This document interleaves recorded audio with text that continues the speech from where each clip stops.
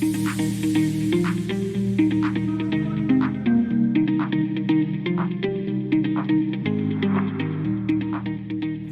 guys, it's Dr. Tim Harrigan. I want to talk to you about our name, which sounds weird, I realize, topically, but it makes a lot more sense when you understand what we do and why we help people so well. Synergy Wellness is something we thought of years ago because of the comprehensiveness of how we do things with our health. You know, if I exercise a certain way, I'll get a certain result. If I eat a certain way, I'll get a different result. If I do them together, I get a much bigger result altogether. The exercise works better, the nutrition works even better. So synergy, by definition, is two or more things to produce a combined effect greater than the sum of their separate parts or pieces. So it's kind of like 1 + 1 is 5, not 2. So synergy means you complement something. It's more powerful together than they would even be in the sum of their parts individually. So this is very important to understand. The three main things we do with people are take care of your nervous system and structure. So when we do that with our 10 different techniques of chiropractic,